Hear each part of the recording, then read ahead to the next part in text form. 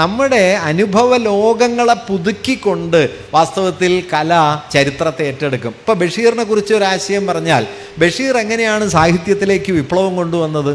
വിപ്ലവം വിജയിക്കട്ടെ എന്ന് പറഞ്ഞിട്ടൊന്നുമില്ല. പൊൻകുന്നം വർക്കിയോ കേശവദേവോ ഒക്കെ എഴുതിയതുപോലെ, തകഴി എഴുതിയതുപോലെ അക്കാലത്തെ സാമൂഹിക പ്രശ്നങ്ങളെക്കുറിച്ച് ബഷീർ ഏറെയൊന്നും എഴുതിയിട്ടില്ല. ജന്മദിനോ ടൈഗറോ ഒക്കെ പോലെ ഒന്നോ രണ്ടോ കഥകൾ മാറ്റിവെച്ചാൽ പൊതുവെ അക്കാലത്തെ സാമൂഹിക പ്രശ്നങ്ങളൊന്നും ബഷീറിലില്ല. എങ്കിലും ബഷീർ വലിയ വിപ്ലവകാരിയായ ഒരു എഴുത്തുകാരനാണ്. എങ്ങനെയാണത് വന്നത്? ബഷീർ മനുഷ്യൻ എന്ന സങ്കല്പത്തിൻ്റെ അതിർത്തിയെ വലുതാക്കി.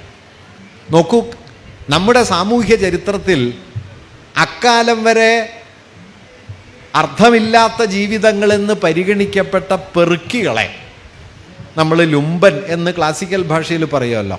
പെറുക്കികൾ, പിച്ചക്കാർ, പോക്കറ്റടിക്കാർ, കൂട്ടിക്കൊടുപ്പുകാർ, തെരുവോരങ്ങളിൽ അലഞ്ഞു നടക്കുന്നവർ, കോമാളികൾ, ഇങ്ങനെയുള്ള മനുഷ്യർ.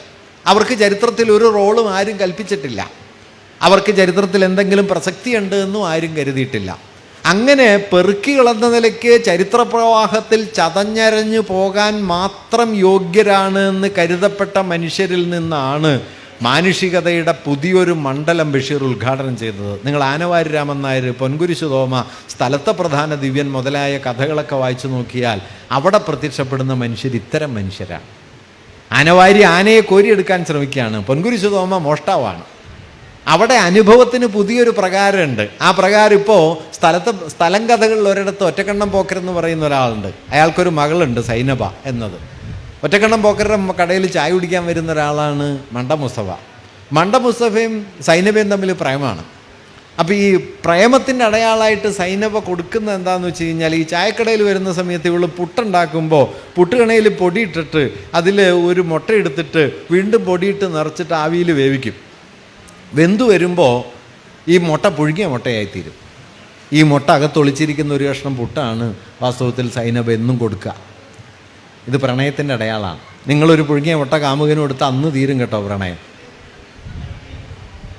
ഇതെന്തുകൊണ്ട് സംഭവിക്കുന്നു എന്ന് വെച്ച് കഴിഞ്ഞാൽ, മനുഷ്യാനുഭവത്തിൻ്റെ പുതിയൊരു പ്രതലം വരുന്നു. നോക്കൂ, മതിലുകളിൽ നോക്കിയാൽ നിങ്ങൾക്ക് കാണാം, പെൺജയിലിൽ നിന്ന് ആകാശത്തേക്ക് ഒരു ചില്ല ഉയർന്നു പോകുന്നു, ഉണക്ക കമ്പ്. ആ കമ്പ് ഉണങ്ങിയ കമ്പ് ആകാശത്തേക്ക് ഉയർന്നു പോകുന്നു. ബഷീർ ഇവിടെ നിന്ന് നാരായണിയെ കാണുന്നു.